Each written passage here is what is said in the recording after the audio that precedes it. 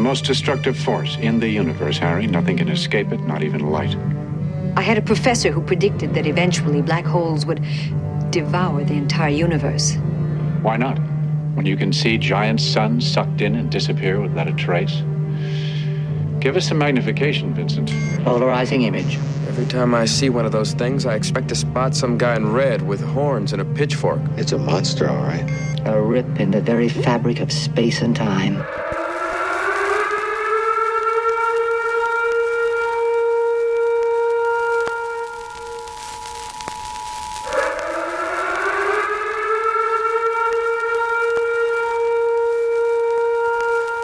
This is the emergency podcast system.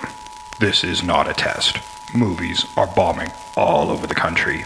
They are posing as movies you already know. They may already be in your theaters, your neighbor's home, or even your own. Do not panic. Specialists have been dispatched. They will help you identify these pretenders and defend you against this invasion of the remake. Please stand by for further instructions. Welcome to the Invasion of the Remake podcast. We're live on the mothership today because we had to go all the way to outer space. Right, Sam? Yeah, it's pretty spacey. And back from the medical bay is Trish Coughlin. Yeah, I'm back. I'm back. I'm glad you survived the space flu. They space flew and they removed that alien from my colon, so I'm good. Oh, that's good. I hear when gestates, it could be rather explosive. It is. Yeah. But There's a whole new meaning to that, doesn't it? Yeah. It wasn't what I thought it would be like. No. You think explosive diarrhea is bad. The movie says chest, but that's not it. You had a butt weasel. I had a butt weasel. And instead of kind of just a bloody thing coming out, it's like it's vomiting out garbage. It's like pooping hate. I think we owe an audience apology right now. Along with the apology for the solar winds that are going to be in the background today. It is rather blustery here in Calgary. And space. Yes. Space. Did I mention we're in space? Sure. Yes. Everybody buys that. For sure. It's all the stuff being sucked in the black hole beside us that's kind of making that noise. Yeah. Plus, we're going to be talking about The Black Hole, available on Disney+. Oh, my God. Not sponsored by Disney+. Yes. But we would love to be sponsored by Disney+. We're doing a good job of that, aren't we? The big monster of the mouse is now in the streaming service. Yes, they are. And they certainly had an auspicious launch, didn't they? Well, when you got 10 million people that all want to watch the same show. Yes. That's going to be a problem. I am on the free trial as we speak. That was not my motivation because I very much am interested in the Disney back catalog, which is vast. Mm-hmm. Yes, very vast. So I'm having fun diving into the coffers right now. I'm still in the trial period, so we'll see if it's worth it or not. But I was looking at the originals that have been attracting everybody, and boy, all that Marvel stuff that they keep announcing, that's a long way away, most of it. Yes. Oh, wow. And I think Hawkeye is next year. Yeah. There's nothing really until mid next year, and I think that's it next year. And then a lot of it's going to be 2021. So I don't know. I definitely have enough to keep me going for a full year, but but maybe they heard parts of our podcast where we talk about having superhero tiredness. Yeah, that's not what drew me to it, and if anything, it's going to drive me away. But I did watch those first two episodes of The Mandalorian. They are really good. Oh, excellent.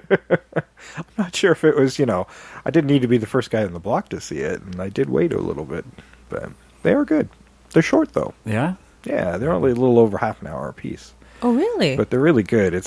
I don't want to spoil anything for any of you guys who are planning to subscribe to it. But basically, it's a spaghetti. You know how spaghetti westerns took from samurai stuff? Yes. This is basically that spaghetti western based on Lone Wolf and Cub that's been turned into a science fiction movie. Which kind of like Star Wars. Which is exactly what Star Wars is. So it kind of goes back to its roots, but it's stripped down. Most of it is done as practically as they can do it. So that I really enjoy as well. It feels more like Star Wars has in a very long time, to be honest. And it feels like they're doing something different and new for a change instead of the remakes we've been covering on the show. Yeah. The stealth remakes. Yeah, but I mean, they sort of are and they sort of aren't. Like, I don't know. I'm enjoying the new stuff with Ray. Like I say, the first Well, one. it's hard not to enjoy them when you enjoyed them the first time, when they Yeah. were called Return of the Jedi and Empire Strikes Back and A New Hope. But the second one, yeah, I think the second one diverged enough that it was Yeah, it was better. a little bit better. But the first one was sort of it Well, had to kind of do what it needed to do to get people back in line, because those three in the Yeah. middle were just garbage. Yeah, I'm going to say that second one of these new ones was fairly terrible. For all the new stuff that they did put in it, at least I appreciate that they tried. Oh, see, I still liked it. But again, we differ. Yeah, and go listen to those Star Wars episodes, because we got another one to talk about today. Yeah, another one's going to be opening. Yeah, okay, we're going to be talking about the Black Hole from 1979. As I mentioned, the Disney classic science fiction movie. I mean, this is post Star Wars just by a couple of years, and everybody and their dog was trying to get into the sci-fi game and get their own Star Wars. And I mean, this is the year that Star Trek the motion picture came out as well. Yeah, and there is Star Trek the motion picture and this movie were the last movies to have an opening overture. Yes. Did you notice that when you watched this? Yes. Yeah. This 3 minutes of music on black. I'm like, what the hell? I thought there was something wrong with the Me Disney too. Plus.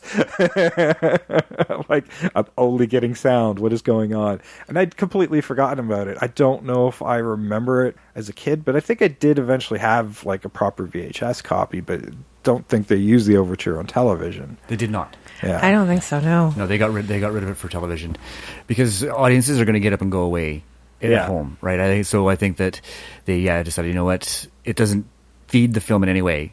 No. It's a distracting time waster to extend the film runtime, I guess. Well, no, it's something classic movies did. Yeah. These were the last movies to do it. And in fact, this was pretty much the last movie under the studio regime at Disney as well. Like, everything was done in-house.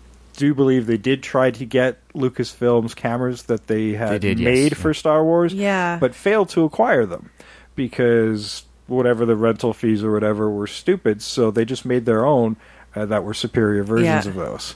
So that's the Disney way. Take somebody else's idea and improve upon it. Yeah. Usually, not always. Not always. No. Well, the result is they looked good, I guess. It also was the first to use an extensive CGI opening, the green lines, the green grid. Green Tron-esque. Yeah, not the only link to Tron, by the way. The robots were used for some test footage they did prior to filming Tron as well. So, like, Disney reuses all over the place. Well, that's the way to keep your budget down, right? Yeah. Well, I mean, those didn't wind up in the final product of Tron. Obviously, but they're still, right? You use something you already have for testing and to make sure that it's going to work before you spend the money. Right? Yeah. Oh, absolutely. If you've got it there and be like, let's just figure out if this is going to go anywhere before we heavily invest in it. I just want to point out the fact that this was originally conceived as a disaster film that ended up being a disaster. I'm not sure what it wanted to be because it had a huge identity crisis. Yeah, Yes. I mean, which Disney still winds up having from time to time. $20 million budget. Did all right, though. 35.8 in the box office. Not great, but not terrible either. A bomb for Disney. It's a bomb. Yeah, I'd say it's a bomb for Disney. It should have made twice. It's a bomb. It didn't quite make double, so it did not do well. But at least it made its money back. Well, no, but, because you've said it in previous episodes, if they don't do double, they haven't made their money back. And they did a lot of promotion on this. Yeah, modern is triple. So I mean, but in other ones in the same era, you've said the same thing. So it has to be double, especially for this one because Disney promoted the crap out of their movies. Yeah, because especially with this one, they saw all the merchandising that came out of Star Wars. Yeah. They wanted that. So there's a lot of merchandise that came out for this that also didn't sell. That's actually kind of worth a small fortune now because nobody bought them the first time. You know, but I think when I was looking... I had a Bob. Did you? Yeah. I think I cool. had a Maximilian. I wanted a Maximilian. I don't think I ever had one, though. I don't think I had anything. I think we got from this one, movie. and then we ended up, I think, when it was playtime, Maximilian ended up getting shoved in with Star Wars. A lot of Because this, he was another droid. a lot of the toys were on the same scale. So I had a Battlestar Galactica Cylon that was in with my Star Wars toys, and I think a Starbucks. Yeah. I as think we well. all kind of did. Yeah. You mix and match because that's just what you had and what you want to do. Yeah, well, I mean, in your head, that's like, this all works. Yeah. This all works together. It's fine. And for a while there, you end up with more Battlestar Galactica because it was cheaper. You could get like 2 Yep. for the price of 1 for the Battlestar Galacticas, right? So you get the Cylon ship and the Ooh, and the robot dog. Yeah. We had the robot dog. I had the robot dog. I think we had Starbuck and a Cylon. That's it. That's all I ever had for that. No, I know we had a Cylon ship. I don't even That's remember cool. what those look like. They were they're- flying saucers. Yeah, but cool. Literally, yeah. They pop out, the wings pop out and stuff. They were actually really cool considering they were cost less than the Star Wars stuff. They were like the mega blocks to the Lego Yeah. of Star Wars. Yes, but yeah, I did have a Bob, and I might have had a Vincent, but that's all I remember. That's too bad you still don't have them because, like I said, small fortune. Yes. Absolutely. That Maximilian, I was like, damn, when I was watching this movie, I'm like, oh, where did that go? And this is kind of playing back to the identity crisis because the film feels like it plays to adults. It's got that slow plotting 2001 Space Odyssey kind of feel and the to very it. end, 2001, it's all over the place. And I was going to say, this is Well- this was the year of the metaphysical science fiction. Yeah, it had the Star Wars-esque shootouts from time to time, but then it had the cutesy, almost cartoony robots, which were supposed to have like digital readout type Eyes eyes, and- the yeah. digital eyes, so they'd be able to emote more, but they just weren't Didn't working. work. So that's why we got the big cartoon dots, the black dots on white. Yes, Yeah. with no emotion whatsoever. But No. they were completely carried by the guys doing the voices. Yes, they were. So Who they didn't worked get in that credit. sense. Who I know didn't they get didn't get credit. credit, but I'm saying without Roddy McDowall and Slim Pickens voicing these robots, they would have been nothing. Yeah, if anything, I thought they emoted too much, but Yeah. I didn't even cast I them. certainly liked the. Oh, I did. I did. I didn't bother. I don't know. I liked them. I liked did. Bob. They were the highlight of the movie for me. To be honest with you, ironically, they're the ones I didn't cast. I Because did- I don't For the want them to most be. part- I don't want them to be the highlight of Yeah. a remake. Well, I well- guess it depends on what we do with them. Yeah. It depends, but like I didn't. I cared more when Bob died than Oh, yeah. anybody else in the movie. I totally agreed. I totally agree. The rest of them were stiff and dull, and it was hard to find any motivation for any of the characters in there. Yeah, I Or didn't know why they were there. Well, what they were the plot, doing, really. they had a plot for basically a 30-minute show that stretched out forever. I mean, this movie's only 98 minutes. It feels like it's 3 hours long. It is long. I had to take breaks. That's what I had to do. Well, it didn't have a fucking plot. It had, Really? it had a very basic one, and I think there's things I can grab onto at Yeah. least. The cast, I'm not even sure what they were doing in space. Some exploration That was the first thing that we need to fix. Yeah, Yes. like, why are you out there? Yeah. And they're near this black hole, and then they think they're just doing some scientific research on this massive black hole, and then there winds up being this big ship, the Cygnus, that's there, that is run by Dr. Reinhardt, that had mysteriously gone missing and didn't communicate when it was recalled No. and stayed out in space. So they figured it was lost or was deliberately ignoring its commands And to then they- return back home. Open the idea that Dr. Kate, her dad, is on there, and then that gets dropped. I don't know where. They explain, quote unquote, Dr. that Reinhardt said he died. Explain that he died, but then what the fuck? Like when it comes to the realization that those She aren't seems robots, there's nothing done with that. Yeah, well, that's the thing I really want to grab too, onto yeah. because when it comes to the black hole and the theories and where it's on it, I mean,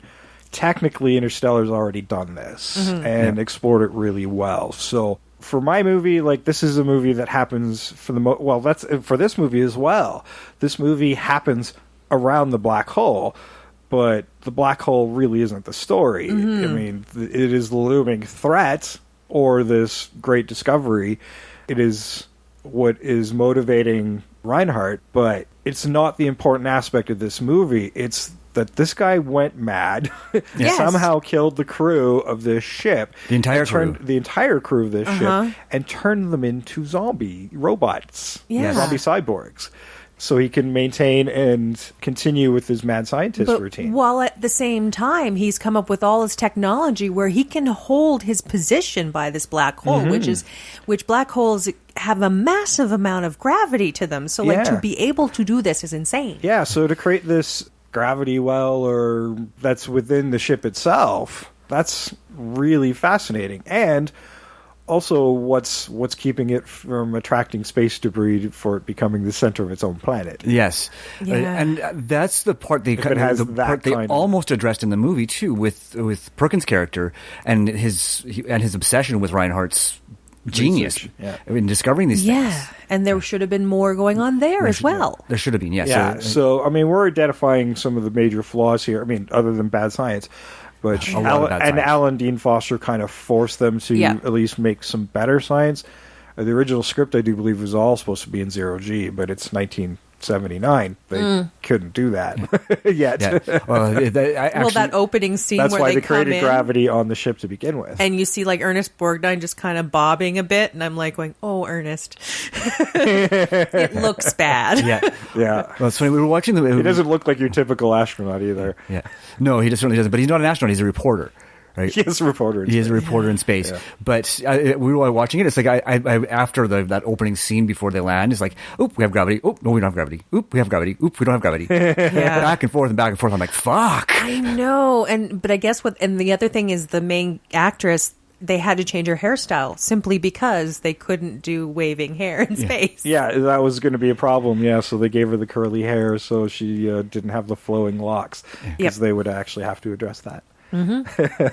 Okay, well, let's listen to the original 1979 trailer and we'll come back and talk about more of the black hole. There is an inexorable force in the cosmos where time and space converge. A place beyond man's vision, but not his reach. It is the most mysterious and awesome point in the universe, where the here and now may be forever. On my ship, you ask.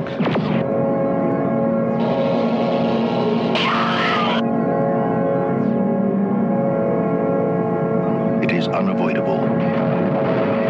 Moving through space, swallowing everything in its path. Radio waves, light. Are you programmed to speak? Even planets and stars.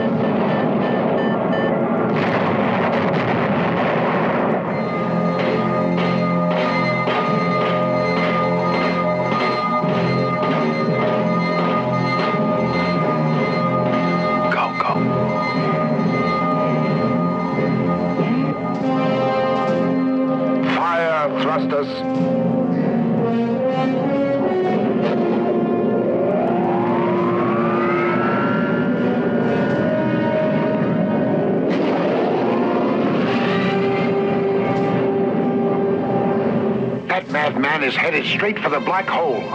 What'll we do? We wait.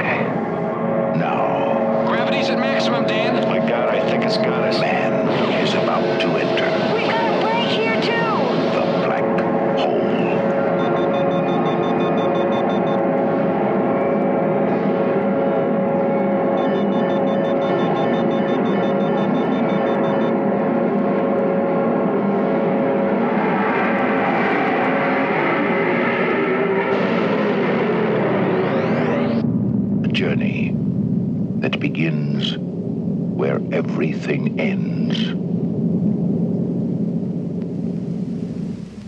All right, that was The Black Hole from 1979 from Walt Disney Pictures, actually Touchstone Pictures, and was their first PG release for the studio. And I have a feeling that's part of why it didn't do as well as it could have. Not because it was PG, but because they didn't know how to do PG. That might be part of it, and being a fairly new rating at the time as well. I mean, the general audience probably wasn't exactly sure what that was either. Yeah, well, and the fact that it had been rewritten, it was been changed from a disaster film to a science fiction film. Like, I think they went through like 3 or 4 different iterations before they came up with this. Yeah, well, and it's still going through the same rounds because it's been up for possible remake for quite some time, and there are some good and not so good scripts floating around for it, and the last writers were like, yeah, they came up with something great. I'd like to see it, but it's too dark for Disney. Yeah, it's probably too dark for Disney. At one point, one of the remakes was an animated film, which is something we might bring up again on the show. All right, this movie was based on a story by Jeb Rosebrook, and he also was involved with the screenplay. Most of these guys were TV writers. He wrote for The Waltons and The Outsiders. Bob Barash was also a story writer, and he did The Wild Wild West, a bunch of episodes for that. Richard H. Landau, also involved in the story, wrote a lot of episodes for Rat Patrol, and Jerry Day did the screenplay along with Jeb Rosebrook, and he also wrote for Wagon Train. This movie was directed by Gary Nelson, who also was a TV director. Probably the show he did a lot of stuff for that everyone would know would be Get Smart. Yeah, right. And I think that right there is where our problem is for this movie, is it's TV guys, and most of them started writing TV and stuff back in the 50s, right? So yeah, this was near the end of a lot of their careers. Yeah, so I don't think they knew how to handle science fiction. Well, it's part of it. You watch this, it feels like a 50s sci-fi movie. Yeah, it does. Yeah. Lots of dialogue. Lots of nonsense science that doesn't really work. Yeah. That they should have already known a few things, having gone to space by then. Yeah, so I think that was one of the biggest failings is like, why don't you get somebody younger who sort of gets the science, who understands why Star Wars worked? Yeah. Right. And well, not just that. It's like, yeah, it gets the science, but like if you sort of have to hop over some of the science to make something work from a production angle, they can probably figure out a better way to explain it. Yeah. So I think that was part of it. Yeah, you might be onto something there. This movie starred Maximilian Schell, who eventually Maximilian the Robot. It was just a weird thing with Maximilian that the robot was named before an actor named Maximilian Schell became there. And the ironic ending of Maximilian, who had been thrust out into space after being basically gutted by Vincent, which was pretty much exactly what Reinhardt did to Durant. So, yeah. But when the ship goes down and basically Maximilian is protecting Reinhardt, so Maximilian became the Shell for Maximilian Schell. Yeah. Yeah, get it? Yes. Also with that fiery thing on the hill, so, he's in hell apparently. Yes. Yeah. Anthony Perkins, as I mentioned, was Dr. Alex Durant, and he was most famous for the Psycho movies. Yes. If you don't know who he is, and I think he was kind of asleep during this one. Yes, he wasn't really here for this one. No, I think he probably is like, he signed on, he's like, oh wait, this is what I'm doing. Ah, damn it. Yeah, it's like, what you told me I was doing in this script don't match. Yeah, so he's sleepwalking in this movie, barely awake. Robert Forster, who was the ship captain, Dan Holland.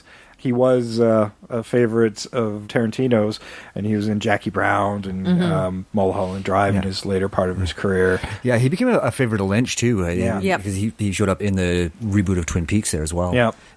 And I think this is a timely time to be talking about that, and I didn't realize it until we were watching it, because he did just recently pass away back in October. So it's nice that we are sort of unintentionally paying the homage to somebody who had a really remarkable career when you really think about it. He really did. Yeah. I quite liked him in this, too. He was probably the strongest performance. Yeah. I think he was the one taking it seriously. Yeah, he's doing a lot with very little. Yes. Yeah. Next was Joseph Bottoms, who played Lieutenant Charles Pizer, kind of a sidekick character. He was in The Net, Holocaust, and The Dove. Yvette Mimo was Dr. Kate Crave, and she was in the Time Machine. Yes, she was. Yeah. Which we'll probably end up talking about at some point. At some point, because that's been remade as well. And, of course, good old Ernest Borgnine was Harry Booth, the reporter in space. Yes.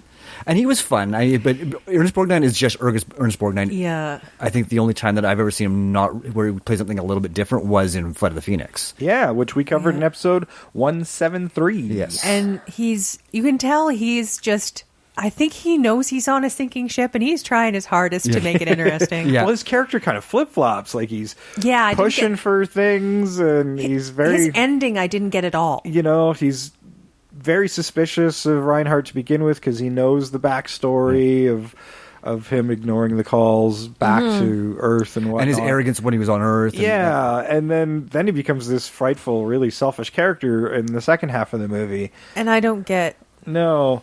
So it comes out of nowhere. Yeah, his character completely flip-flops. We also talked about Ernest Borgnine in episode 69, the Poseidon Adventure. Yes, we did. Did you miss the Anthony Perkins one, Jay? Sorry, the Anthony Perkins one? Did we talk about it? We did at Murder on the Orient Express. Episode 1. I knew we had and I couldn't figure it out. I missed it. Yeah. I did. But yeah, we talked about that too, Murder on the Orient Express. That was a really good one.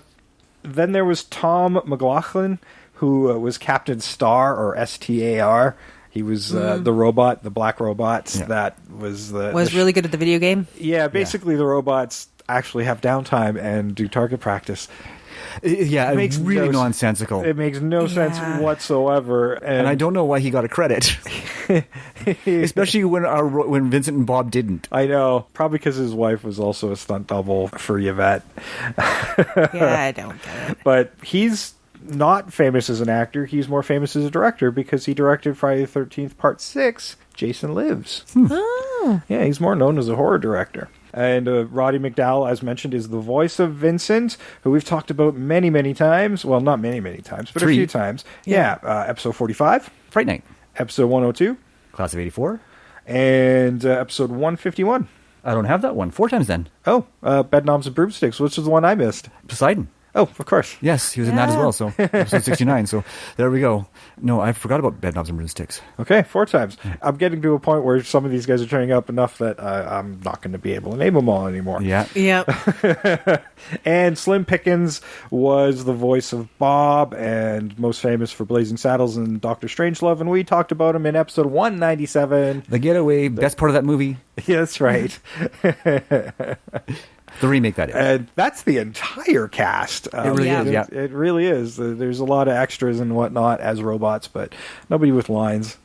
There's a lot of miming, and that's what McLaughlin was doing. He was helping with the mimes, being robots that most of them couldn't see out of their masks. Yeah. I can imagine not. They did not look like they were good to try and move around in and figure out where you had to be. Hitting your marks in those looked like a nightmare. Oh yeah, there's that fight on that weird conveyor belt with the laser, the Bond laser that cut off that one robot's head. But the way it kind of pounces onto the conveyor belt, just kind of like, I hope he's there. Yeah, it did look like that too. Yeah, it's like, I'm gonna jump and I don't know what's gonna happen. Yeah.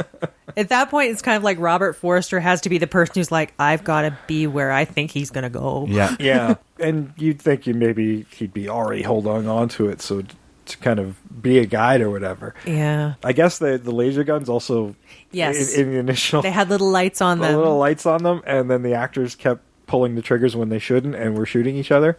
Yeah. Yeah. So that didn't work. No. But those were meant to be visual cues for where the laser animation was going to go. But the guns themselves look stupid anyway. Like, I just don't like that double. I thought that was cool as fuck. Oh, I hated it. I hated it. It doesn't really work. Like, as a weapon, it's stupid. I really like those. Because there's 2 things that are wrong with it. And here's what they are. 2 gun barrels. It is 2 gun barrels. But here's the point. You have them separated by a certain amount of space. Now, either these can shoot straight forward, which is not what they're doing. Apparently, they're crossing at a certain point. So here's the thing. This thing has a very specific range if it crosses over at a certain point, because that's the only thing you're going to fucking hit. The math on it doesn't work. Well, damn. Technically, yes, they should. They should be two straight lines. Not otherwise, they'd be at an But angle. then the other thing too is if they are two straight lines, if anything falls in between those two straight lines, you fucking miss it. Which is looks like the exact diameter of fucking balls. It drove me nuts. Well, you don't want to aim for in between. You want to aim for the one laser and hope. Yeah, but then you just wasted the secondary. What is That's it true. doing? Yeah. That's true. They did look cool. Assuming you're going to be shooting at a target bigger than the gun itself. They look cool, but from a weaponry standpoint, they are irritating. Yep, basic. It's battery wastage. Geometry there. Yep. Yep, that was my big problem. Okay, well, Sam had one too. Yeah, and we've already remade this movie. Have we? Yes, I was watching this and going, Event Horizon, Event Horizon, Event Horizon. Yes. Even that end scene, Event Horizon. That's exactly what I thought when I was watching the end. Yeah. I'm like, oh, this is Event Horizon. Yeah, I did not think of that at all, to be honest. But considering I wanted to concentrate on this monstrous of a man, and I had an idea for Maximilian, like I wanted to make that Reinhardt's dead wife, which is why it's so protective. That could still work with, but it is just nightmarish to think about. Yeah, exactly. Well, and I'm thinking like if we're remaking this, we can certainly make it that more PG-13 kind of film. Which is weird because I come up with this nice nightmarish idea, but I kind of want to make it animated. Yeah. Because with animated, you could do a lot more. It is still Disney, and I thought, well, yeah, you can do a lot more, but it would not be a typical Disney animation. I'd almost say, hey, give this to Miyazaki. We will distribute it because, we distribute a lot of your other movies at Studio Ghibli. So and then you could have some real fun. It always bugs me about these movies, like especially with Maximilian, who kind of wanted to forget about the human beings under there. And in general, like we even do that now, is we'll try to develop robots that have anthropomorphic looks to them, so they look a little more human and aren't as disturbing to us actual humans, but is completely unnecessary and actually a flaw in designing a robot. To make them walk like a human being is far more complex than something else. Yes. And there's no point in giving them two eyes when you could just put a 360 sensor on their head. Exactly. It doesn't, a lot of that And doesn't two make sense legs. in it from a design standpoint. Two legs sort of doesn't make sense either because It's unstable. it's unstable. You should have more legs. It can go upstairs. You can do other things, and then you could have like little claw things on the bottom where it can go 360. It can go up on the roof. It can do anything it wants. Yeah, I mean the Bob Vincent style made more sense. Right? Yeah, because they're versatile. They hovered. They're more drone-like. They still had the stupid eyes to be anthropomorphic. But if they're going to be custodial type robots on ships that are going to be seen a lot, maybe that makes sense. To make them a little more anthropomorphic, especially if they're children or something on a ship. Or they're giving them personalities like they Yeah. did.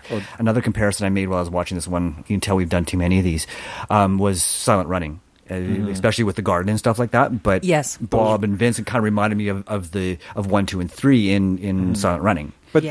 those Not in terms of looks, but yeah, I mean, In their purposes. Yeah, those were specifically designed. Well, they just look like boxes, but Yeah.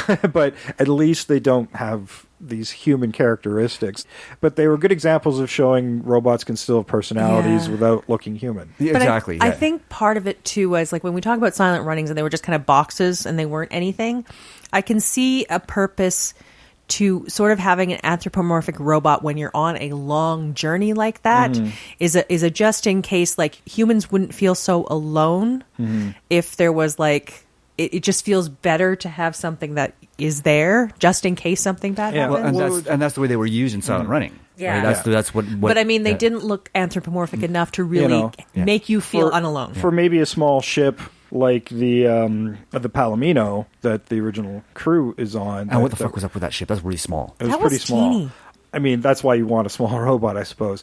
But clearly, the Cygnus was a large ship and had a large crew complement. So you had less of a need for anthropomorphized robots. Yeah.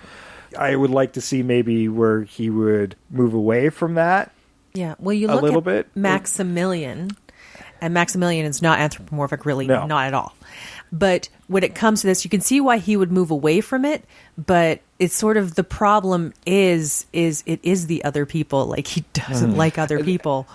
Yeah, I think so- that's why it is the way it is. Well, I would even make him look less human because, let's face it, robots are more efficient than humans, and if you're just using them as a skeletal structure, these basic drones, they could do more. They're not going to. They don't need to eat. They don't need to sleep, etc. They're basically dead flesh under there. Be more monstrous. It's like, well, okay, you said, well, multiple limbs. Well, let's use multiple limbs. Exactly. We need several pieces of parts just to make one of these. Different arm, like 4 arms on one to do this. And I would also like to give a reason why he might do this and might use them is their brains, like the knowledge they have underneath, he couldn't quite figure out how to get completely out. So he needs that part of it working. Yeah, the brain is this very complex computer. Yeah, that and he if you can't can take away the he can't replicate personality, it's still a great storage device. Yeah, like he could what do you call it when they take out a piece of your brain? Lobotomize. He's lobotomized them, but still their higher functioning still works. And I kind of got the impression that's what that laser thing was doing, was it was taking out their personalities, but still leaving them with, giving them enough that they can understand simple instructions and do the tasks that they would have done if they hadn't been lobotomized. Yeah. Right? Because they all had very specific tasks. I mean, there were clearly already some robots there, and some he developed before he killed the crew. Yeah. Because you could tell the difference. It's the ones with the clear faces, those mirror-type masks. And the robes.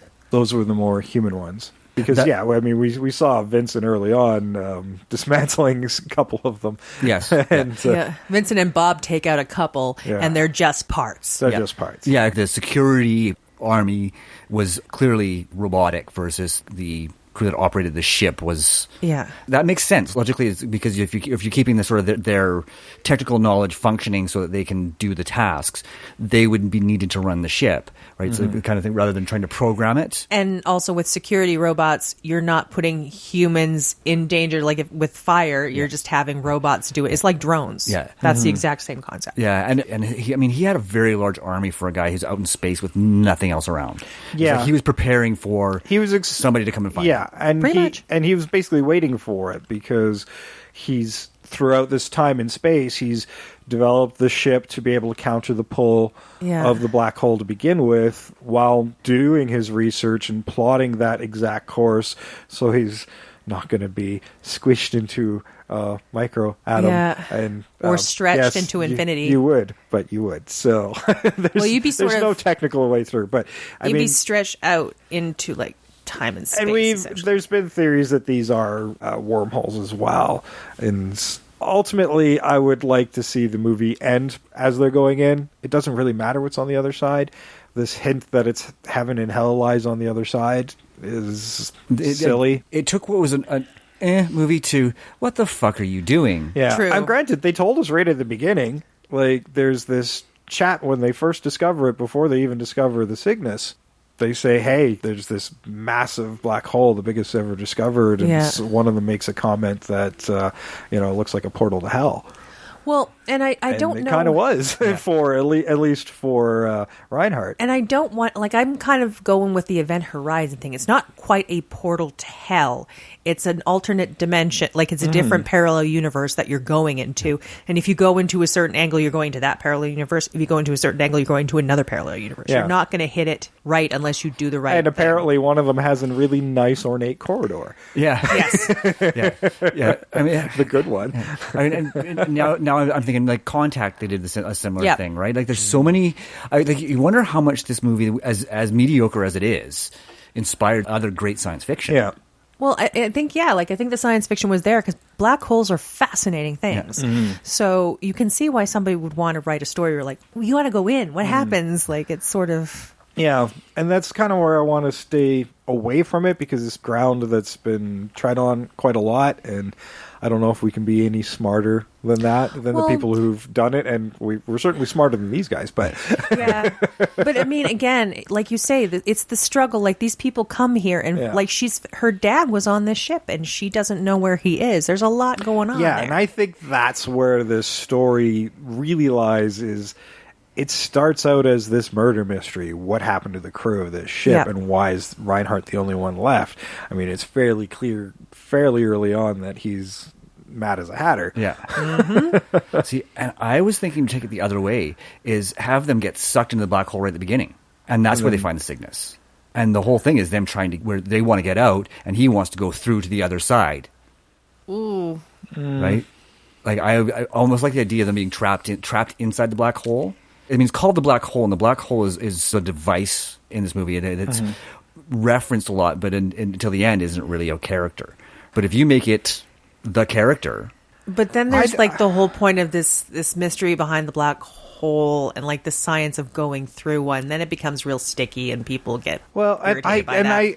I feel like the black hole is about as important as in what's in Jules' briefcase in Pulp Fiction. It really isn't important what's on the other side, at least for me. No, as I was watching it. I totally agree. Yeah, so like... But the getting inside of it, I feel, will wander about into a weird science fiction realm that, again, like we're saying, we can't do it better. I think if we take that chance, it's not going to go as well. Yeah. I see what you're saying. Like, yeah. I like this horror story, this murder mystery that needs to be solved, and we can expound on what happened to the father of Kate, because she falls under Dr. Reinhardt's charm fairly quickly and kind of wants to and be... she has ESP, which I found irritating. Oh, what a dumb, useless device. See, no, but I like her having ESP, but if she has it, why does she fall under the spell of Dr. Reinhardt? Either have it and she doesn't fall for his bullshit, or she doesn't have it. I actually plan to fix that. Okay, what do you got? Well, I have our Dr. McCrae character. It doesn't have ESP, but is more like a cyberpunk cyborg. She has an implant where she can talk to robots that she's connected to. Yeah, because really it seems to only work with Vincent. It only works with Vincent in the movie, yes. Yeah, it doesn't really seem to work with the other humans. Yeah, so unless the other human has ESP, it's kind of useless. Yeah.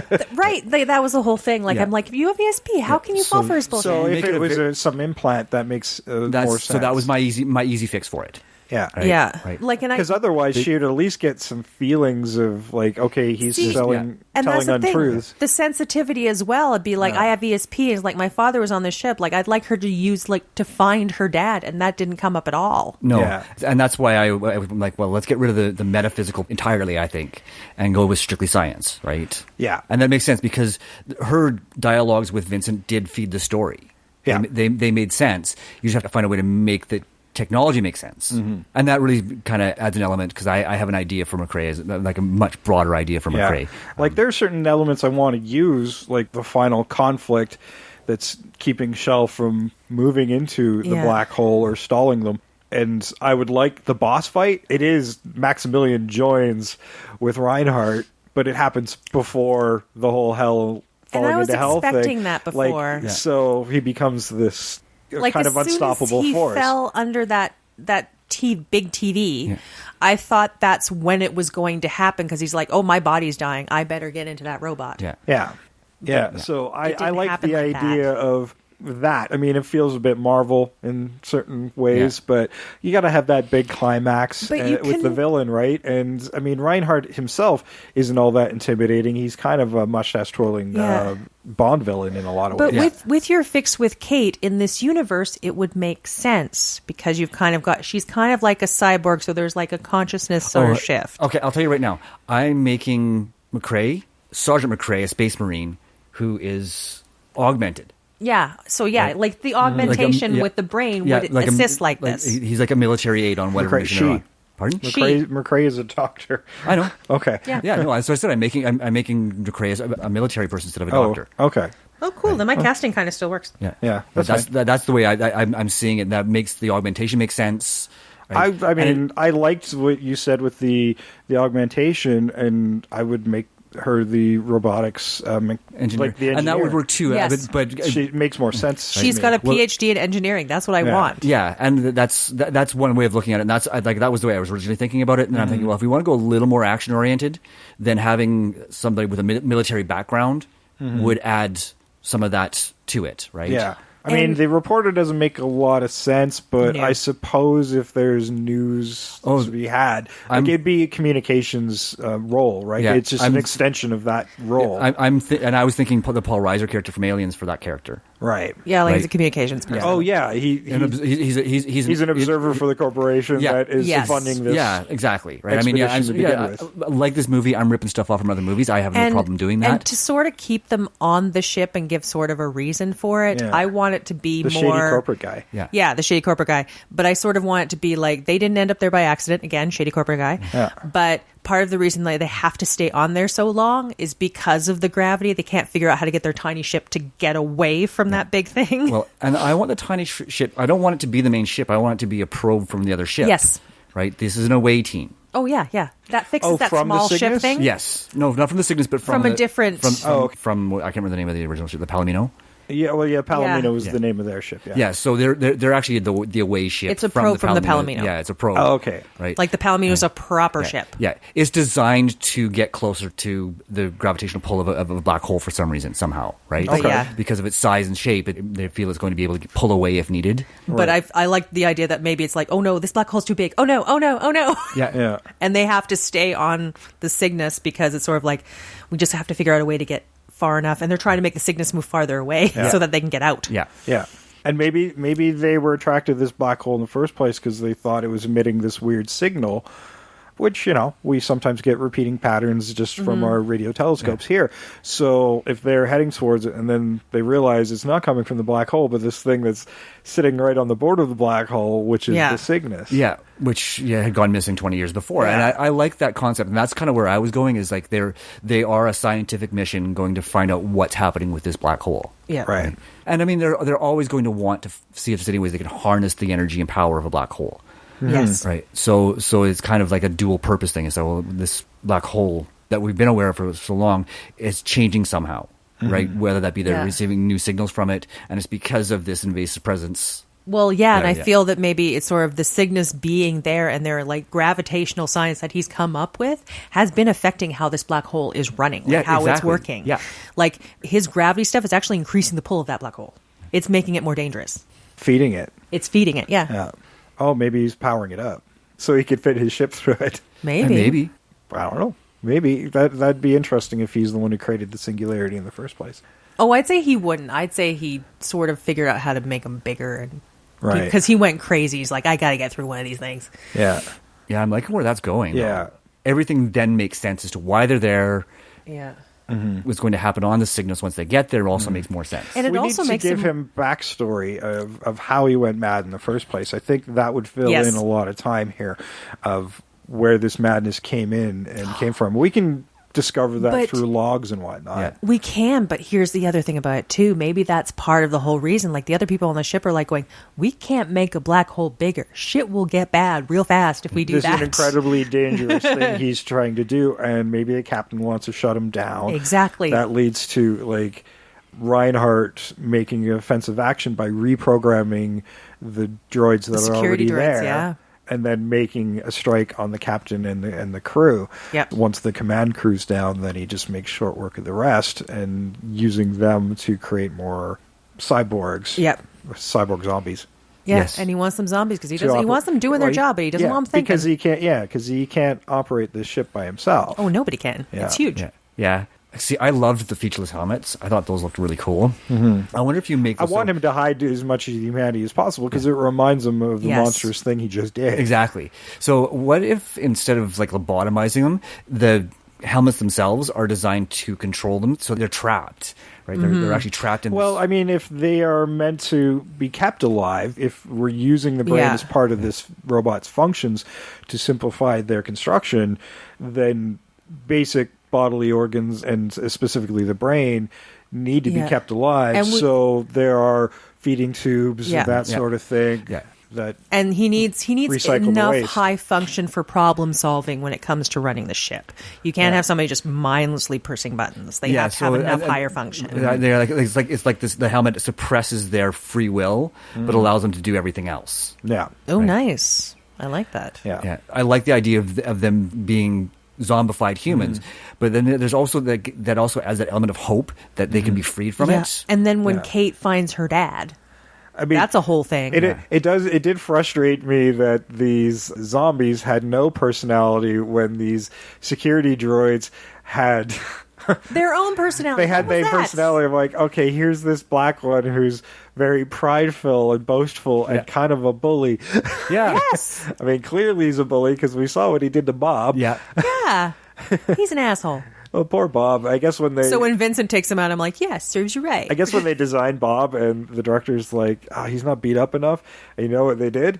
Took a baseball bat to him. They took a baseball bat to the clay model. Oh, more like that.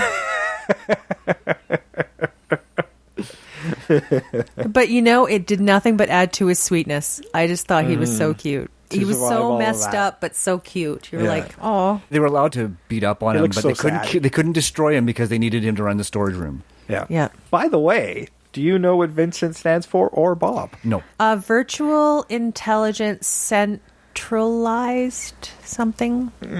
Kinda. Okay. Vincent was, because it barely works, but it is Vital Information Necessary Centralized. Necessary Centralized. So and the V from Vital, I for Information, N for the Necessary, and then Centralized. CNT for Centralized. And Bob was like bio, like, God, I had He's it almost. a biosanitation battalion. Yes, that's it. Biosanitation battalion. So the B and the O from bio, and then the battalion. So he was so good. He was an army of one. He was a battalion. Well, I think there's army of one with brooms. I'm guessing there were more Bobs on the ship, and Bob was the last one who survived. Last of the battalion. Last of the Bobs. You know what I'm guessing? It's kind of like our Jeff. Oh my gosh. I wonder if it's the only reason Bob did survive, and there were more Bobs, but they were taken out because they weren't on board with this whole killing the crew thing.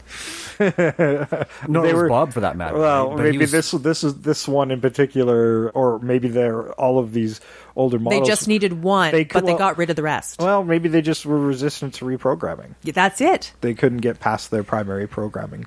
Yeah, but neither did Bob, really. He was just become a problem. Somehow managed to sort of have self-interest. If I lay low and do what they want, then I get to stay alive. Yeah. Right? Yeah. There we go. We solved the Bob problem. Yeah. All right, Bob. You stay. Yes. And because he was compliant, they kept him out to do the tasks that he didn't, because he didn't have any other sanitation robots or anything like that. He had military and zombies. I mean, I have no problem with the robots having a personality, but it didn't make a lot of sense when you have these cyborgs. You'd figure these other cyborgs would, some of their personality would kind of come through from time to time. Yeah. Yeah, I and don't that's know. where I think especially when if Kate can reach one that was her father. Yeah. Yes. Yeah, and I think that's where the helmets serve for that dual purpose of hiding their humanity and taking away their free will. And their identity. And their identities, yeah. If they all look and the same. And the fact that if Kate can connect to robots, she can connect maybe to another cyborg. She just has and to that could make an interesting twist into it, too, is using that technology to tie into one of the cyborgs. Ooh, and the fact is, like, that's why Reinhardt shows an extreme interest in Dr. Kate, because Dr. Kate can probably fuck everything up. Yeah, exactly. Right, and you Keep her can make close. that part of the storyline where she's trying to tap into his robot network and see if she can find stuff out. She can connect to Bob first, Because otherwise, and Bob can tell her everything. Yeah, because otherwise, like, aside from her connection to Vincent, she doesn't really serve a purpose aside from this sub story of her and her dad. Yeah, right. So, and that's the thing is, I mean, what's his face, Pizer.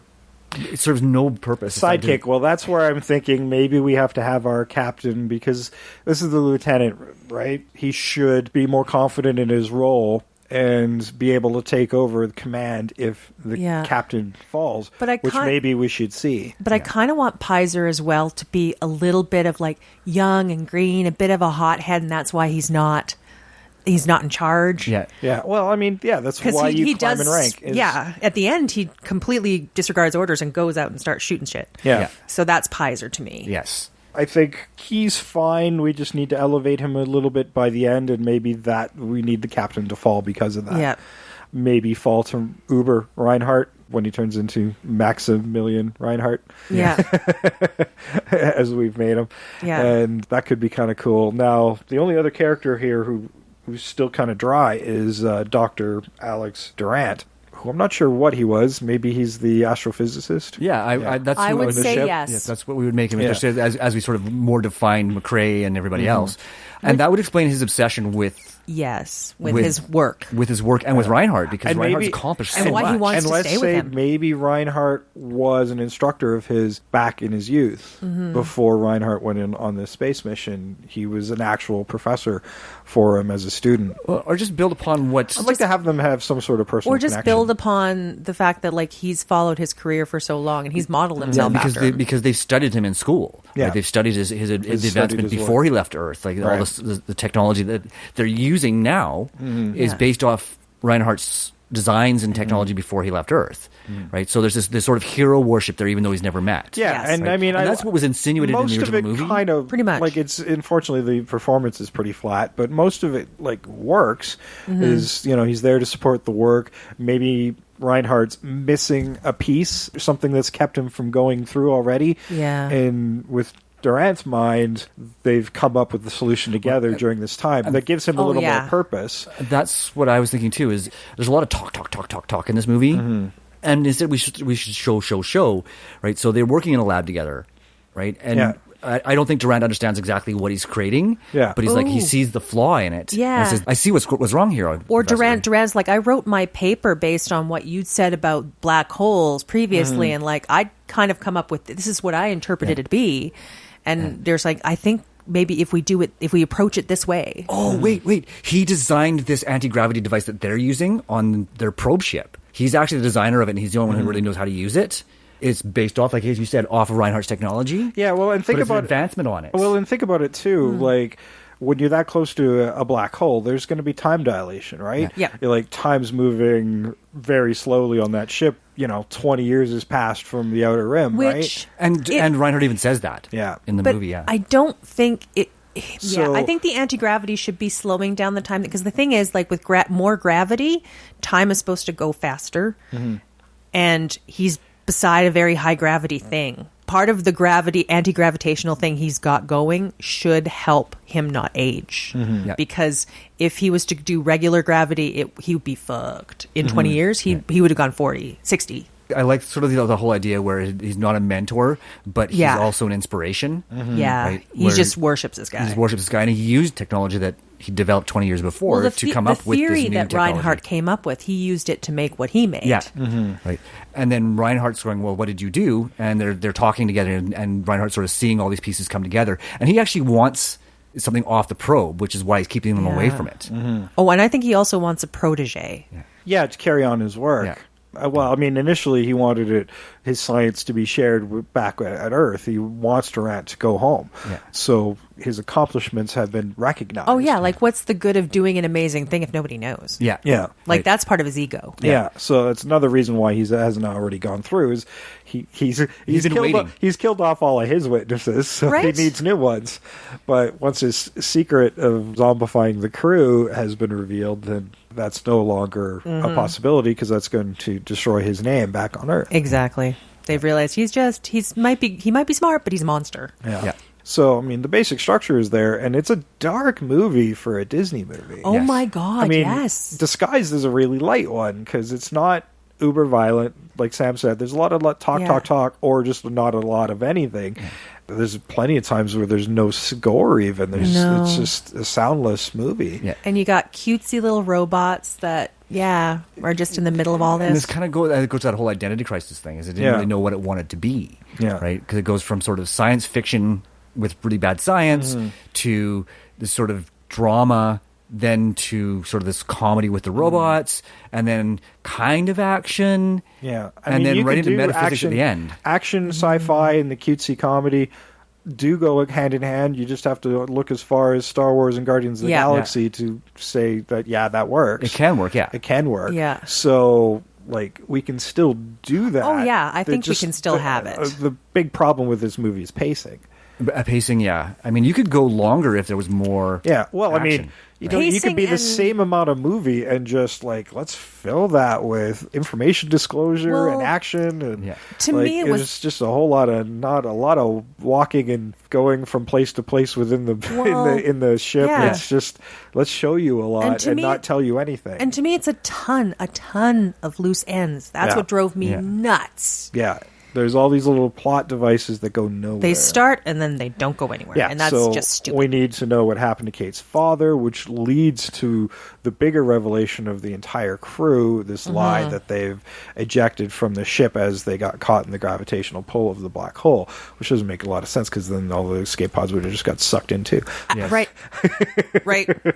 But I want somebody to say that. That's one of those things that if somebody said, then we should be that leading to the investigation. Well, that kind of sounds like bullshit, Mr. Reinhardt. Yeah, exactly. Well, wouldn't they have all gotten sucked in? These people know about black holes. They're not stupid. Yeah. Yeah, like, it's funny because, they don't really, like, they get suspicious, but they don't really. Booth says, well, I saw this, and it didn't make sense because they're having a funeral, which was really interesting. Yeah, that was actually Hollins who spied that. Yeah, they're having a funeral for somebody. Yeah. So he still has funerals for these human cyborgs. Yeah, and then there's... Which was kind of silly. Yeah, and then Booth, it was Booth who saw the garden, which was way more than we'd ever need for one person, right? But I like the complexity of, like, he still wants Despite to have being funerals a lie for... that's saying he only has a garden size enough for one. Yeah, but I like the idea that he still has funerals for the cyborgs. Like, it adds a weird sense of complexity to his character, which I kind of like. He feels guilt, right? He feels guilt, but not remorse, but not guilt. It's like, I'm sorry I had to do this, and I still recognize it was for the greater good, but do owe you a funeral. Yeah. Well, I guess that shows parts of his humanity as well. Yeah, I don't want him to be so mustache twirling. I want some complexity. Yeah, well, and the best villains are the ones who you kind of understand the motivation. He's certainly obsessed, and maybe the first death happens in a fit of anger, where he's arguing with the captain. He does not want to go back. He's close to a breakthrough. It ends with the captain being injured or killed, and he needs to cover this up. Yes. Oh, yeah, it ends with an accident, and that's where he first uses the helmet to try and as like a life support system. Yeah. And he finds that it does support life, but it turns off all of their... Yeah. Oh, this will make it where he makes the first discovery. He makes the first discovery with it. He's the black robot. He's the prototype. Yes. Yeah. He's Captain Star. Yes. There Captain we go. Star sounds like a 50s action hero toy. Can you consider Actually, who wrote Captain this? Star to me sounds like a sci-fi porn parody guy. That too. I'm Captain Star. All depends on what decade you're in, I guess. Right? Check in the out 50s, my pistol. It is Check out totally my a 50s pistol. name. It's also totally Check a out porn my parody dual name. pistol. That would be weird. Still hating the dual pistol? Still hating the dual pistol. Even as a porn parody. But oh my God. No, but as a porn parody, I get it. Yeah. That's the only point that it's somewhat intriguing. That's the only one that it works. That's the only one it works in. I'm just saying. It comes with attachments. Anyway, how did I become the dirtiest one on this podcast? You always have been. But it's never been up for debate. No. I know. I don't know what's wrong with me. I'm sorry, audience. I'm really sorry. I support and encourage it wholeheartedly. Yes, you get to say all the things that we can't. Oh, yeah, if I say it, it's sexist. Yes. I'll say it anyway. But No, I think if you'd I like to allude to it and then just feed her. Yeah. No, I think if you alluded the idea of Captain Star as being a porn actor, I totally would get it. I don't think it's sexist at all. I think it totally... No, but you take it to takes places where we can't. Well, or where your brain probably won't go, and well, that's okay. There's nothing of that too. Right? That's okay to our mental It's better. health. It's better. No, my brain might, but it might not. I might not verbalize it because it's words better are hard. not to. Yeah, words are hard, as I'm sure you've noticed. Words are hard. But yeah, anyway, so back to the black hole. Words are hard, and so is Captain Star. Captain Star. Oh my, yeah, Captain Star in the black hole. Like, really, it writes itself. And now we have an entirely different kind of remake, folks. Okay, well, you take that where you may. Okay. So, I think we've kind of got it. I think there's more meat here than they ever gave. I mean, there the were whole thing. little pieces of there. I'm like, oh, just tell me that, tell me that, tell me that. Yeah. And I don't give a shit what's on the other side of that black hole. I really No. don't. I mean, I certainly don't want the angelic tunnel. They even filmed an angel, then cut it. They did, yes. I remember reading about that. And then, of course, Maximilian standing on the hellscape. I don't care. I don't want it. That's why I want to have that human fusion happen earlier. And I love the fact that it might be his wife. I like the idea of, like, she discovers this, and it's like, oh, no, what have you done? And he has no choice, but that's what also makes him the most beloved robot, right? Yeah. And it would be an interesting bit. To disconnect enough to give it a male name is a different animal. But I'd also want to do it if it is his wife at the very end. Like, he may kill the captain, but like she makes sure Maximilian gets blown out into space because she's still in there. And she's like, nope, you've done enough. Fuck you. We're going into space together. Yeah. I got to end this. Yeah. Oh, maybe that's not a bad idea. Rather than the fusion, it's a prison. And his wife is like, I got to end this. We're going. I still want some sort of like I do want a fusion. Uber Reinhardt thing, but maybe that's a neat idea. Yeah, I think she should. It's a Darth Vader turn. If she's against it, she's got to fix this. Like she's the only one who can. She's the only one who can stop him. That redemption, still loves that primal thing that in her She that loves still him, but loves he's- him. Yeah, But you see those moments even in the original where Maximilian almost seems reluctant. he fears it. He built it, but he fears it. Yeah, Yeah. There's some of that, especially when he's under the big screen and Protect me from Maximilian. Yeah, Yes. Yeah. He asks Kate to protect him from Maximilian. Yeah. yeah. So it's already kind of set up there in the original, anyhow. Yeah, I really wanted to build on that, and that's perfect. Yes. Yay, we did it. And Cool. yeah, we combined those two great ideas, and then we got an Uber idea. Yeah. Yes. Yeah. Right. I mean, and the ending could be simply that Maximilian and Reinhardt end up going into the black hole as a single entity. Yes. Right. And they're able to escape the black hole on their. Oh yeah, probe and they're like, well, he got what he wanted. Yeah. That was what his Because wish was, to go into the black hole. Be honest with you, the destruction of the Cygnus was stupid. Oh yeah, I didn't like that. Oh yeah. With the meteors. The red bubble. Oh, especially when the meteor comes through the roof and then goes down. And Indiana this hallway. Jones is it? Indiana Jones is it? They're running Yes. across the bridge. I'm like, wouldn't there have been explosive decompression happening at the same time? Yeah. Exactly. That doesn't make any sense. Right. So I like especially the next scene. Is it an explosive decompression scene? Yes. Yes. Like, come on. And it's a really bad one, too, because it just kind of ices over it. It's a very passive decompression. And see, I interpreted that one as that they're still pumping enough oxygen in there, they can get enough. Like when you scuba dive, when you have your regulator just starts offloading and you can't get anything, you can actually sip air. Yeah. So that could actually work, and the humidity in there is why you have ice crystals. Yeah. So I was kind of on board for that. I don't think we need that either. Like, we don't need. I think we need to see the greenhouse, but we don't need to see in there. I think just seeing this thing going through the black hole would be great. I just want to see it destroyed when they're already off of it. Yeah, it's like the Titanic going down and sinking. It's just this massive ship that's getting crushed through this hole. Then they're seeing it through the probe ship because their own ship has been destroyed. So they're escaping on the probe ship, which I kind of like. Yeah. And if they did design this probe ship to go in and closer to the black hole and come back, which we saw in the movie, then technically it should be able to escape. It should be. And they didn't in this movie, but maybe in ours it should. Yeah. And I like the idea it can get close enough, but I think they probably underestimated the amount of gravity. But Durant fixes it the while reason they're it there. didn't. Yeah, the reason it did go through is because it was pre-programmed because it was a probe ship. Yeah. Yes, and I like which that I didn't part, like that idea. I want their own ship, the Palomino one, to be the one they escape on. Well, they escape back to it. Yeah. Well, I did like and maybe we could reverse this where. Because it was the reporter guy, Ernest Borgnine, who escapes on the Palomino only to be destroyed. He tries, and they're gunned down right away. Because I don't think we've discussed why or how or what happens there, or if we even need that. But we don't even need it. I don't think we even need it. Well, I mean, it's his selfishness where he decides to get. They need to rescue everybody, and that was Pfizer says no, we can get these guys back on board, and this guy just wants to leave. He's been for the last half hour. He's like, we need to get out of here. We need to leave. Yeah. You're not jeopardizing my life. Yeah, which works really well for the Skeevy corporate observer, right?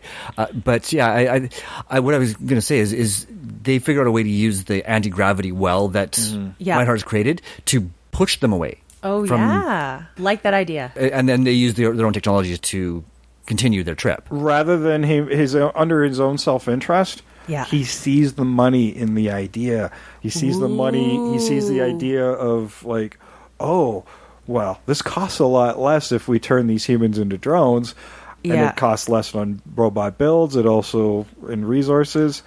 He sees the money in the possible patenting on energy source, this new drive that's kept him from being Yep. sucked into the hole in the first place. He's more on Reinhardt's side than anybody. Yeah. Absolutely. And then when he pretends... whereas the doctor, he's the other astrophysicist, Durant, He's he's interested in learning science. from it, and he's given Reinhardt the last piece to the puzzle. Yep. But we do see his turn because he needs to make that self-discovery. He's like, oh God, this guy's a monster. Yeah. Yeah. Right, yeah. And just still change those important. roles. Yeah. Oh, and you have it, and when he pretends to like break his leg, it's like he's just going off to download the specs for all this stuff that's really so he useful. can bring it back home. Yeah. There we go. And that's why he wants to go home. flip He's the got skeeviness. Yeah, he's got the money sitting in his pocket. Yeah. Absolutely. It's like he doesn't want witnesses because he doesn't, because these people think it's monstrous to turn people into zombies, but he doesn't. He just sees that as efficiency. Yeah, so these guys, if he takes them home, they're going to try and stop him, so he can't have that. So So now we got two monsters. Yeah. So, Yes. and he gets into the probe and he locks them out. Yeah. He locks them out, but we use our cyberpunk character who is actually able to control the ship remotely. Yeah, so McCrae. he Yeah. can't take off. Yeah, I like, and I kind of want like her and Bob, just like, Bob, we got to log into this. Like, Yeah. they dually do it. Because Bob's already connected to the ship and she's just learning, so that's awesome. Again, it gives everybody a little more purpose too, right? Again, Yeah. and they all, instead of just running around and getting shot at, or being trapped, or running around and getting shot at, or being Yes. trapped, which is pretty much the whole movie. It really is. You are so right. It really is. So many times there's like, oh, we're trapped. Oh, no, we're not trapped. Yeah. There's gravity, there isn't. There's gravity, there isn't. There's gravity, there isn't. Okay, well, I think we got our film, whether it's animated or not. I think it still works. It still works. Either or, yeah. Absolutely still works. Using the Cygnus technology to sort of, like I said, create that sort of gravity sling to fire them away. Yes. Right. All right, let's get into casting here. Cool. Sam, why don't you start us off? I shall start us off. So I think my casting works animated or otherwise, and even with the changes to the characters, I think it'll work. So for my Dr. Reinhardt, I went with Tilda Swinton. Nice. Cool. She does charming evil so well. All right. Really does. For my Dr. Durant, I went with Jason Schwartzman because he does kind of... He's got an Anthony Perkins-esque quality. I know. I was like, I didn't even have to think about it. I'm like, Jason Schwartzman. Nice. Okay. For my Captain Holland, I went with Halle Berry. Nice. So, 'cause Lots she- of women on your cast? Yeah, Yeah. and she's Oh, tough. yeah, wait till my cast. Right, she was badass in John Wick 3. Yeah, we only had a token woman. John Wick 3. That was really good. Yes, it was. Not as good as 2, though. I liked them all. I don't know. 3's pretty good. 3, but I The whole Halle Berry bit, as much as I enjoyed it, just felt like it was thrown in it's there. It thrown did, in. yeah. It does. But It the felt problem, like, here's your spin-off. Yeah. the only problem I had with it is the end of 3 is what I thought they were going to do in 3. Yeah. Yeah. Go ahead, Sam. So my Dr. McCrae, I did with Tom Hardy. Nice. Because I thought I really would like the idea of him being sort of like a cyborg Right. enhanced And character. he's like, he did that bad Star Trek movie. We need to redeem him out Yeah. in space. Exactly. For There my were worse. yeah. For my booth, I went John Leguizamo. Okay. Nice. And then for my Lieutenant Pizer, I went Stephen Yeun. Okay. Nice. And then for my director, I went Duncan Jones. Duncan Jones, remind me. Moon. Moon.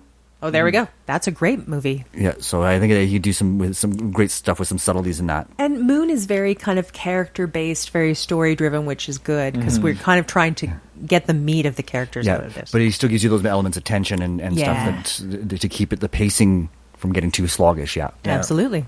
Cool. Cool. All right, Trish. All right. So my casting, I went in a particular way because I was like, but then once I figured out my hook, I just delved into it.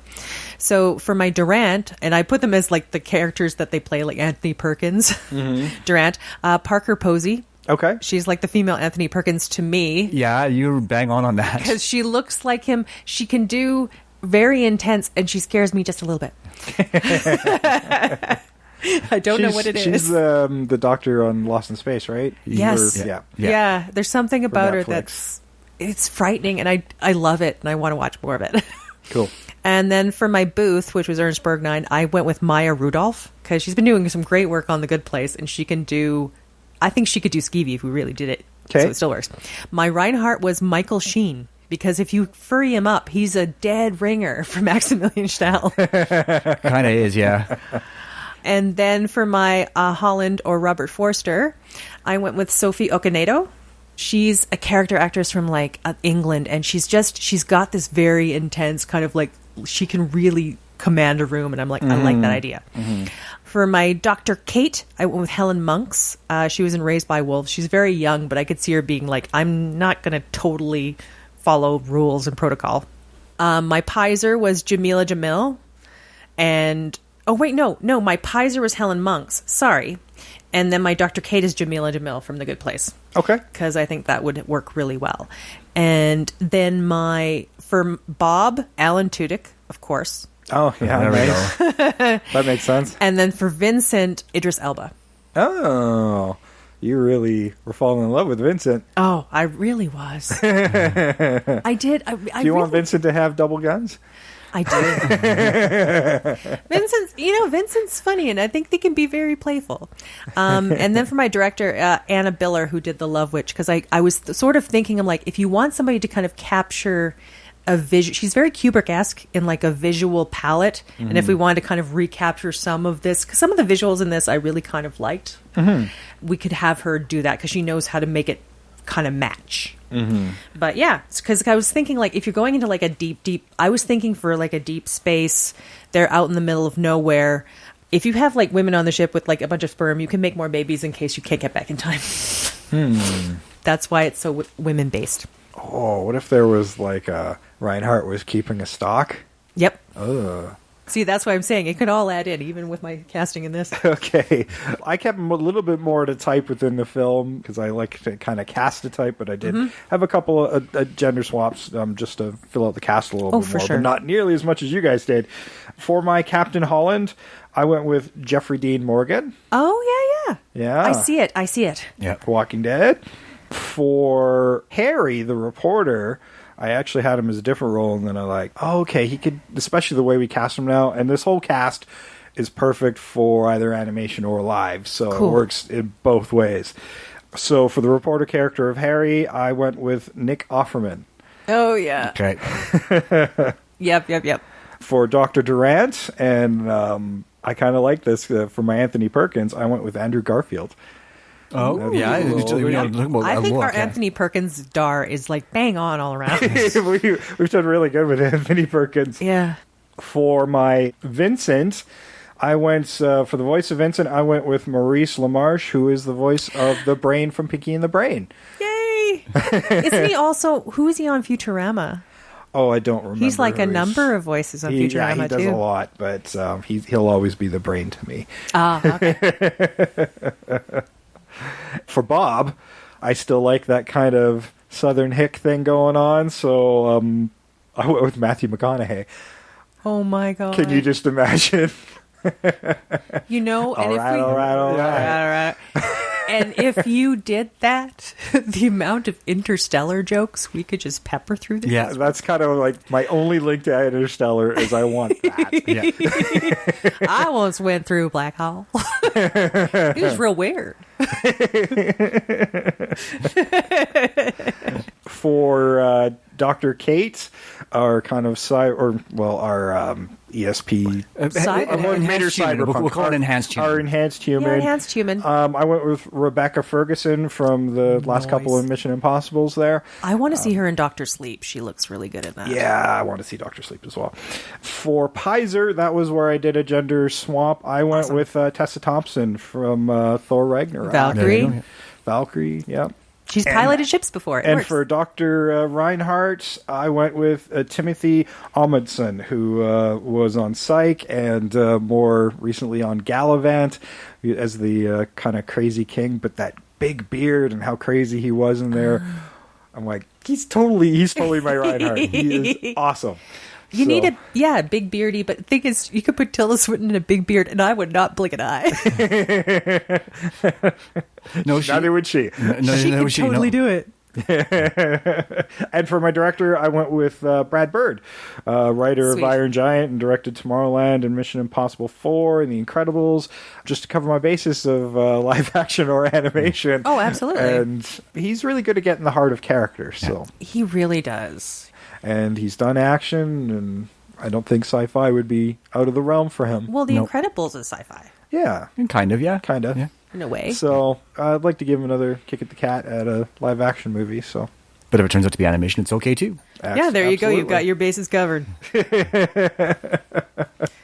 Yeah, so I think we got it. We had some really good casts for our movie, and I think we did pretty good without retreading the ground of Event Horizon and Silent Running and all the other science fictions we've done. Yeah. And we've kind of picked out these key elements from the film that just didn't get any real time on them in the movie itself that were great plot devices. Absolutely. There was stuff there that it was so disappointing they didn't take advantage of them. Mm-hmm. And I like the idea of, like, it doesn't matter what's on the other side. We don't care. No. It doesn't matter. No matter what you show us, it's not going to be as cool as what's in my head. And that's sort of the problem or with what some other of these shows have done. Yeah, that's the problem with sort of like some of the space and sci-fi movies is like, no matter what they put up on screen, my brain might do something real different, or and the mystery of it is more interesting. Yeah. And at this point, Interstellar's done it really well, so we don't need to see what's on the other side. You're not going to be better than that movie. No, I don't want to. Well, we're not. Chance. Somebody else might be. Yeah, but we're I'm not. I'm not going to pretend I'm that smart. So we don't have that kind of time to do that kind of research. Yeah. Event Horizon. Even like I kind of like that movie and like just the horrifying images that they put on that other side. Even I don't think I could do as well as they did because they that movie really made me a little bit nauseous at that point. Yeah, well, that one was the result of something coming back from an unknown place, and but where they went, that one, whatever what happened, what's on the other side of that portal, and what came back, it visited an H.P. Lovecraft universe. Is what happened. It really did. Yeah. But yeah, there's all kinds of parallels to other science fiction films that we can see here, right? Some of them were before this movie and some are after. But there's dark undertones in here, but you can do it in that PG-13 where it's okay. That's kind of gross, but you could go full blown horror in space if you wanted to. But I don't think we need to with this. I mean, the suggestion and the idea. I mean, it works. It kind of works in this one. It's like, that's horrific. Why didn't you play up on that more? It's emotionally horrific. Yeah, it's emotionally horrific. It brings you through into an emotional place.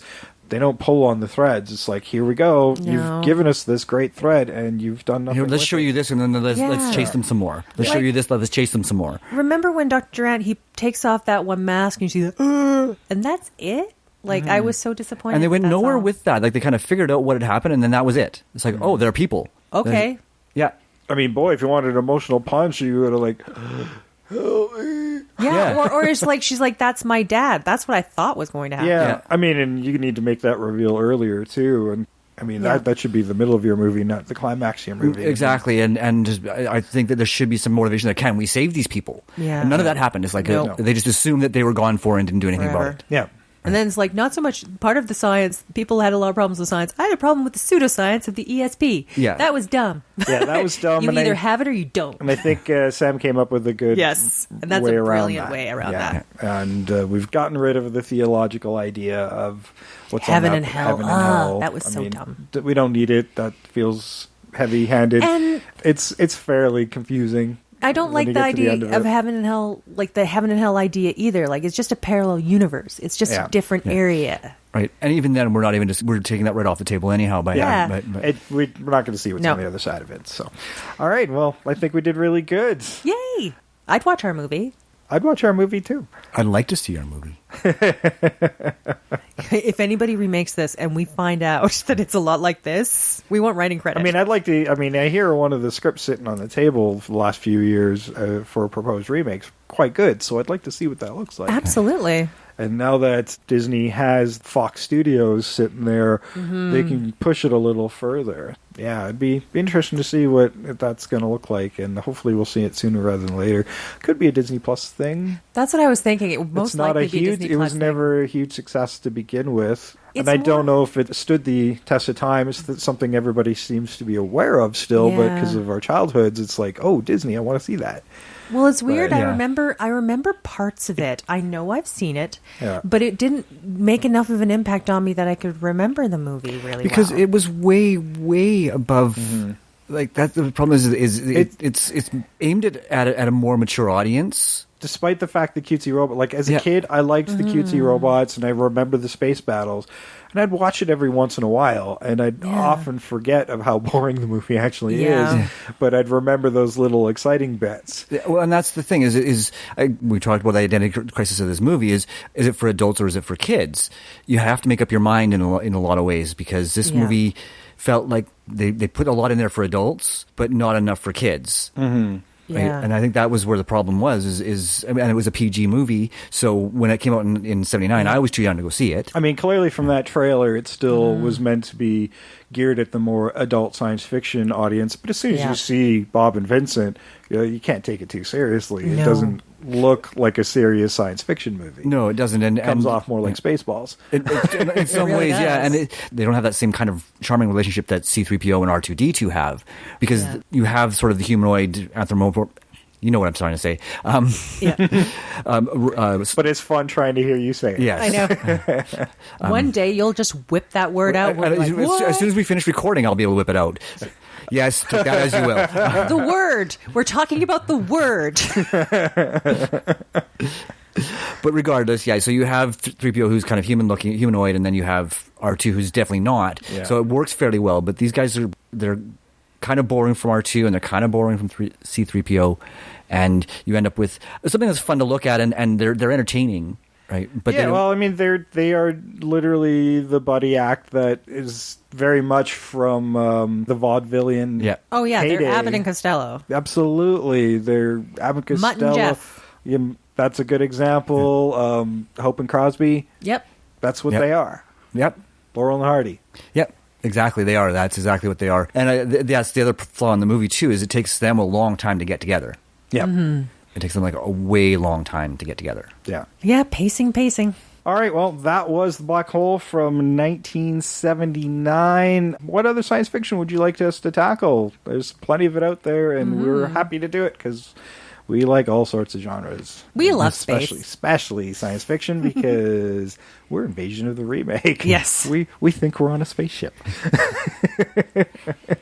And we hope you do too. There's our psychosis. Deep space psychosis. That's right. All right, do us a favor, tell your friends and family about the show. You can find us on our social media at Invasion Remake on Twitter, Invasion of the Remake on Facebook and Instagram, and Invasion of the Remake at gmail.com. Leave us a 5-star rating and a short review over on iTunes and Apple Podcasts. That helps everybody get there. Earballs. On the show. And where can they find the show? A ton of different places. You can find it on the link tree on our social media.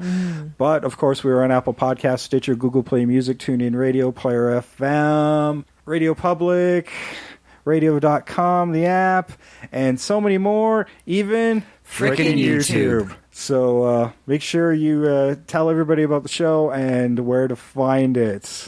There's no excuses. The invasion is everywhere. You can't escape it at this point. If you're trying, you're just hiding from us. That's right.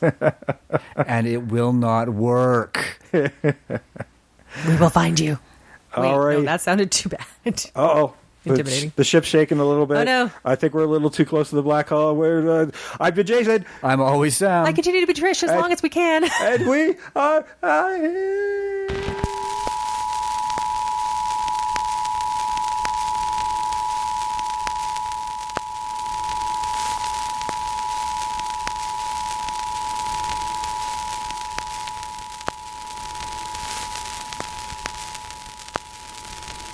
It's only dinner. Said the spider to the fly, I should be with you. Yeah, we'll be safer without you and Max trying to knock heads. I can handle that thing. Well, far be it from you to admit there isn't anything you can't handle. There are 3 basic types, Mr. Pizer. The wills, the won'ts, and the can'ts. The wills accomplish everything, the won'ts oppose everything, and the can'ts won't try anything. Well, do us all a favor, Vincent, and try to be a can't, especially where that monster's concerned. We need you, not another corkscrew. Hey. Look at that. Vincent, you're going to have the time of your life in there. I don't mean to sound superior, but I hate the company of robots. So try and relax, have some fun. Remember what they say, all work and no play? All sunshine makes a desert, so the Arabs say. You'll alert me if you're in trouble, Captain.